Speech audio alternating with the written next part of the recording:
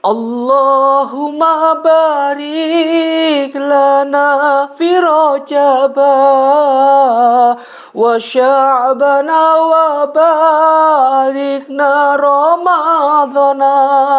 Allahumma barik lana fi Rajaba wa Sya'bana wa barikna Ramadana. Assalamualaikum warahmatullahi wabarakatuh. Alhamdulillahirabbil alamin. Wassalatu wassalamu ala asrafil mursalin wa ala alihi washabihi ajma'in.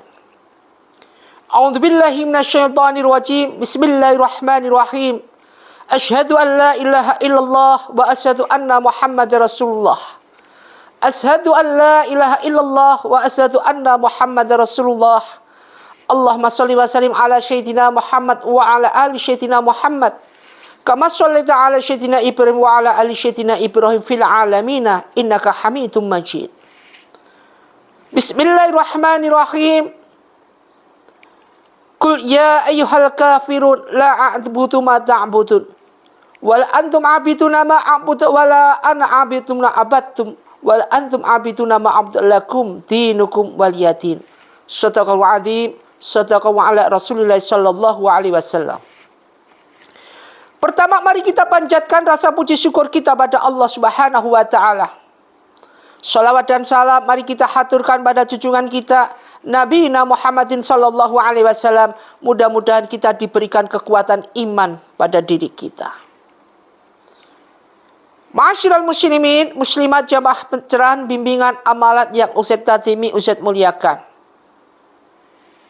Kita sering sekali mendengar dengan hal-hal dan ini sering sekali kita lihat di mana kondisi ini sekarang lagi maraknya, lagi gencarnya, dan mereka ini tidak mengenal apa yang mereka lakukan itu salah di hadapan Allah Subhanahu wa taala.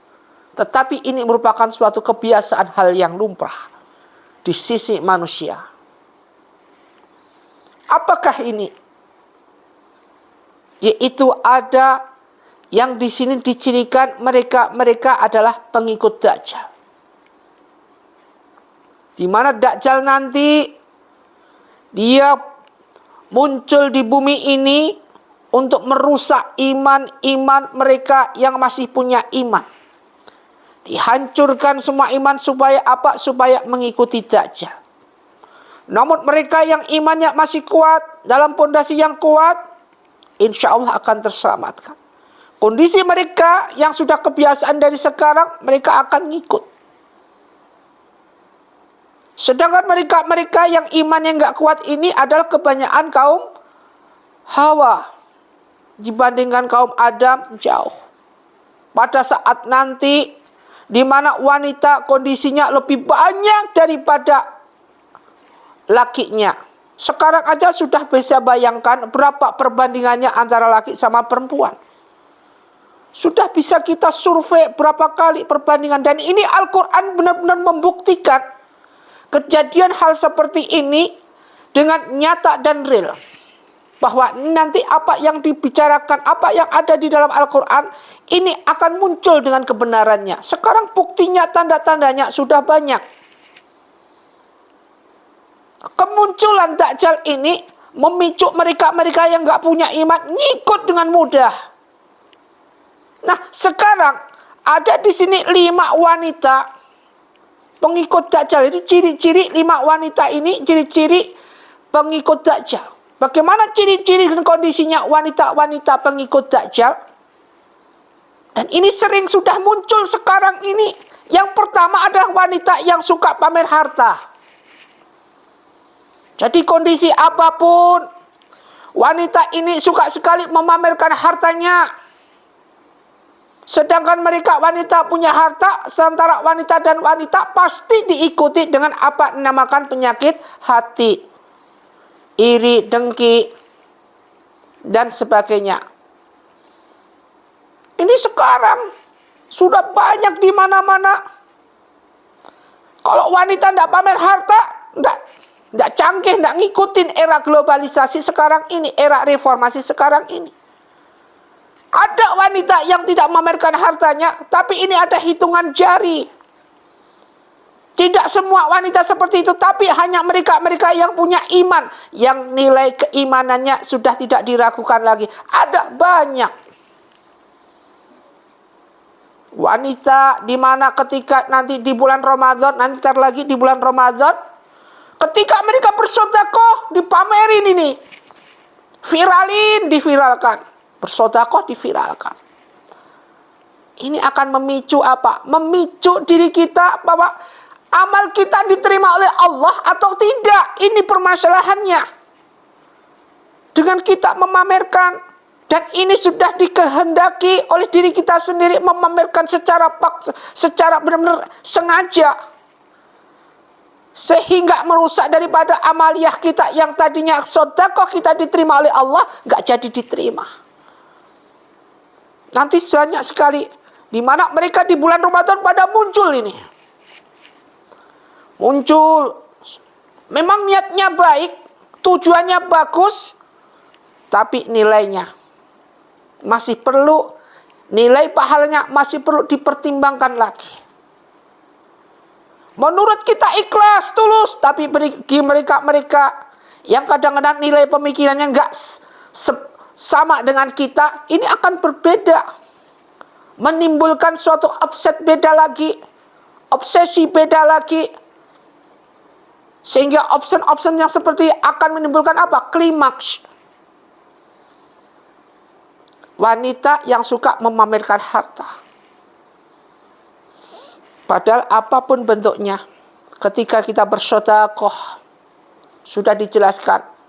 Ketika kita bersedekah, jangan sampai tangan kanan ini melihat ketika tangan kanan ini bersedekah.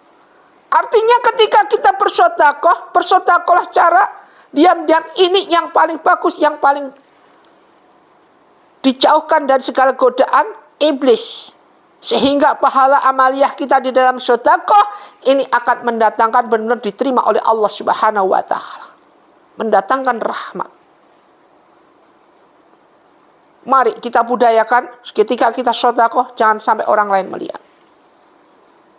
Boleh, tidak ada larangan ketika kita sedekah harus diviralkan, silahkan, tidak ada apa-apa, tidak ada masalah. Kalau memang tujuannya adalah bagus, tujuannya adalah memancing mereka-mereka yang dalam keadaan hatinya belum dibuka hatinya, memancing supaya mereka bisa bangkit untuk bisa bersedekah, silahkan. Akan tetapi, kuatkah kita? Ini pertanyaannya. Kuatkah kita dengan sanjungan-sanjungan yang akan merusak amaliyah kita? Wah, si ibu ini, si fulan ini, kalau nggak ada si fulan, kalau nggak ada jenengan, Anda ada kamu, ini tadi gimana ini sedekahnya? Ini nanti, ketika yang dibilang kita, dan kita tidak kuat dengan sanjungan itu, kita menjadi apa? Menjadi sombong. Padahal sudah dijelaskan. La yadkhulul jannata man kana qalbihi misqalu dzarratin min kibri. La yadkhulul jannatu, tidak akan masuk surga. Man kana fi qalbihi, barang siapa yang di hatinya misqalu dzarratin, ada sebiji zar min kibri, kesombongan. Jadi kesombongan yang sekecil apapun ini tidak akan menyebabkan dihalangi oleh mereka, siapapun akan masuk surga, tidak akan dihalangi. Ternyata penduduk surga tidak ada yang hatinya sombong, mereka pada rendah hati. Lah ini yang harus kita pelajari. Ini pertama adalah wanita yang suka pamer harta. Yang kedua, jadi yang kedua ciri-ciri wanita pengikut Dajjal. Yang kedua, wanita yang berpakaian tetapi seperti telanjang. Ketika mereka jalan kemana-mana, nyantai-nyantai aja, padahal pakaiannya dilihat dalam postur yang tidak bagus. Bagi mereka nyaman. Dan mereka malah senang banget dalam pakaian seperti itu, berpakaian tapi seperti telanjang, ditonton kaum Adam senangnya minta ampun. Mereka berlomba-lomba. Dan sekarang sudah di mana-mana. Sudah hal yang wajar, hal yang lumrah. Bahkan menjadikan suatu tren mode tersendiri. Ini adalah ciri-ciri wanita pengikut Dajjal. Apapun bentuknya, auratnya tertutup. Iya, auratnya memang tertutup. Tetapi dengan menonjolkan postur seperti orang telanjang, ini sudah menimbulkan nafsi daripada kaum Adam. Nah, ini yang jadi permasalahannya. Maka dari itu, jadikanlah diri kita, kalau bisa aurat itu ditutupi. Terutama kaum Hawa. Jangan sampai segala sesuatu nanti akan menimbulkan, di mana di akhirat kita akan dimintai pertanggungjawaban. Yang sekarang belum mengerti, sekarang udah ngerti. Setelah Ustaz sampaikan ini, akhirnya ngerti. Dan ini sering sekali terjadi ketika kita jalan-jalan, baik di mall, baik tempat pameran, maupun tempat wisata dan semuanya. Mereka berlomba-lomba pakaian-pakaian yang seksi, yang super bahenol. Yang bagus untuk ditonton oleh kaum Adam dan bangga sekali ditontonnya. Tidak tahu di balik semua itu ada azab menanti.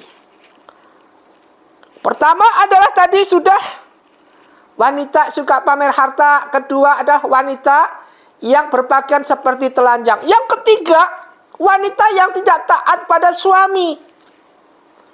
Apapun bentuknya, ketika tadi dulu pernah Ustaz singgung bahwa nanti ketika wanita ini dimasukkan di neraka, ditanya dulu suaminya. Kalau suami tidak pernah ngajar, tidak pernah ngingetin wanita ini untuk sholat karena apapun bentuknya, kok ditanya tidak pernah ngikut, tidak pernah diingetin suaminya, tidak pernah diingetin imamnya, yaitu suami dalam keluarga, maka suaminya yang ditarik di neraka. Bersama-sama mereka dibakar semua. Makanya ketika imam di dalam keluarga itu imam, yaitu seorang suami, ketika mengingatkan yang itu bagus fadilahnya, ikutin. Yang ini bagus fadilahnya, ikutin. Ketika suami itu marah-marah, yang ini bagus fadilahnya, jangan dilawan. Ikutin. Anak ini merupakan suatu pertanggungjawaban suami nantinya kepada istri. Dek, udah sholat. Belum sholat, bilangnya sudah. Ini padahal belum sholat, diingetin sama suami, ayo cepet sholat, masih mundur-mundur. Kebiasaan terjadi. Jangan keluar malam, tetap ngondol-ngondol keluar malam. Sembunyi-sembunyi. Dan sebalik. Semuanya ini terjadi pada era globalisasi sekarang ini. Kemudian yang terusnya adalah wanita yang tidak menjaga sholatnya. Jadi yang pertama, wanita yang suka pamer harta. Kedua, wanita berpakaian seperti telanjang. Yang ketiga adalah wanita yang tidak taat kepada suami. Yang keempat adalah wanita yang tidak bisa menjaga sholatnya. Inna sholata tanha 'anil fahsya wal munkar. Udah dijelaskan. Aqimus sholah wa tuz zakah warka'u ma'ar raki'in. Sudah dijelaskan, ayo sholat. Rukuk bareng-bareng, sholat jamaah. Terutama sholat subuh. Jangan ketika kita punya masalah, baru kita dekat sama Allah. Usahakan apapun bentuknya, kita tetap dekat sama Allah. Apapun bentuknya, kesulitan apapun bentuknya, fadkurni adkurkum waskurni wal takfurun. Ya ayyuhalladzina amanu sta'inu bis sabri was sholah. Segala sesuatu kalau minta pertolongan hanya pada Allah Subhanahu wa taala dengan sabar. Dan tetap menjalankan, tanpa harus meninggalkan sholat, tetap menjalankan sholat. Ini penting sekali buat kita jalankan. Banyak wanita meninggalkan sholat, terutama wanita di saat datang bulan. Ini yang paling rewel, paling berbahaya, bahwa dia tidak tahu itu adalah lampu merah. Banyak wanita-wanita menerjang ini.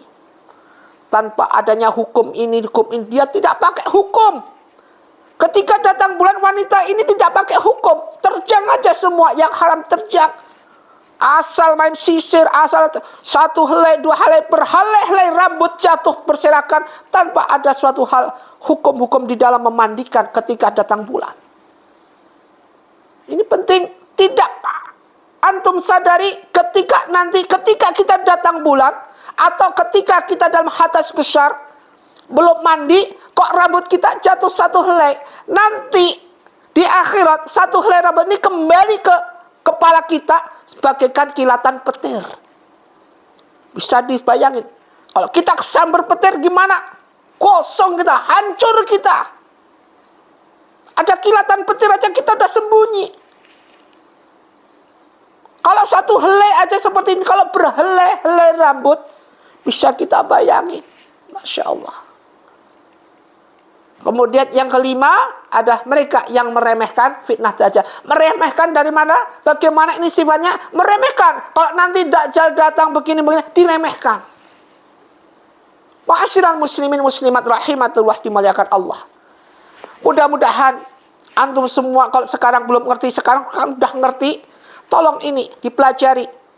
Tolong ini didengarkan dengan benar-benar kita dengarkan. Kita realisasi dalam kehidupan sehari-hari. Kita praktekkan langsung. 5 ciri-ciri wanita pengikut Dajjal. Suka pamer harta, 1. Yang kedua, berpakaian seperti telanjang. Yang ketiga, tidak taat kepada suami. Yang keempat, tidak bisa menjaga sholat. Yang kelima adalah mereka yang meremehkan fitnah Dajjal. Ma'asyiral muslimin muslimat rahimatullah. Mudah-mudahan kita semua selalu di dalam naungan Allah, di dalam lindungan Allah, dijaga kita, keluarga kita menjadi keluarga syakinah mawadah, dijauhkan dari segala apa? Dari segala fitnah dunia, fitnah akhirat, fitnah Dajjal, fitnah Ya'juj dan Ma'juj. Mudah-mudahan dan kita pun dijadikan hamba Allah yang mati dalam keadaan husnul khatimah. Semoga bermanfaat. Wabillahi taufiq wal hidayah. Assalamualaikum warahmatullahi wabarakatuh.